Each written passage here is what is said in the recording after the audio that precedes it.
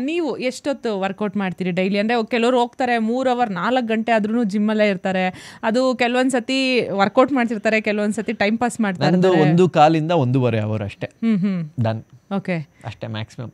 ಇವಾಗ ಅಕಸ್ಮಾತ್ ತುಂಬ ಕೆಲವ್ರು ಮಾಡ್ತಾರೆ ಸರ್, ಒಂದು 2.5-3 ಗಂಟೆ ಎಲ್ಲ ಮಾಡ್ತಾರೆ. ಅಂದರೆ ಅವ್ರು ಏನು ಎಕ್ಸಾಸ್ಟ್ ಅಂದರೆ ಅವ್ರ ಬಾಡಿನ ಅವರೇ ಎಕ್ಸಾಸ್ಟ್ ಮಾಡ್ಕೊಂತಿರ್ತಾರೆ.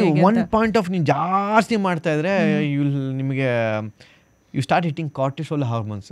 ಗೊತ್ತಾ ನಿಮಗೆ ಕಾರ್ಟಿಸೋಲ್ ಹಾರ್ಮೋನ್ಸ್ ಅಂದ್ರೆ? ಇಲ್ಲ ಸರ್, ನಂಗೆ ಸ್ಟ್ರೆಸ್ ಹಾರ್ಮೋನ್ಸ್. ಓಕೆ, ಈಗ ಒಂದು ಲೆವೆಲ್ವರೆಗೂ ನಿಮ್ಗೆ ಖುಷಿ ಕೊಡುತ್ತೆ. ಅದನ್ನ ಮಾಡ್ತಾ ಇದ್ರೆ ಈ ಕಾರ್ಟಿಸೋಲ್ ಹಾರ್ಮೋನ್ಸ್ ರಿಲೀಸ್ ಆಗುತ್ತೆ, ಹಿಟ್ ಆಗುತ್ತೆ.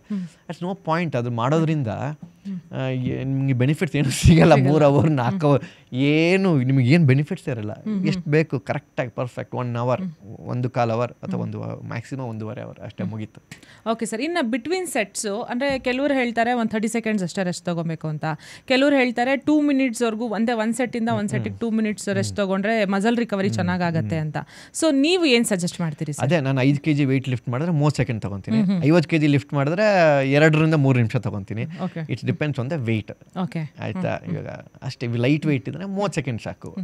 ಹೆವಿ ಸೂಪರ್ ಹೆವಿ ಅಂತ ಅಂದಾಗ ನಿಮಗೆ ರಿಕವರಿ ಟೈಮ್ ಜಾಸ್ತಿ ಬೇಕಾಗುತ್ತೆ. ಸೊ 2-3 ನಿಮಿಷ ಟೈಮ್ ಬೇಕು ರಿಕವರಿ ಟೈಮು. ಮತ್ತು ನೆಕ್ಸ್ಟ್ ಸೆಟ್ಟಿಗೆ ಹೋದರೆ ಪರ್ಫಾರ್ಮೆನ್ಸ್ ಮಾಡೋಕ್ಕೆ ಈಸಿ ಆಗುತ್ತೆ. ಓಕೆ.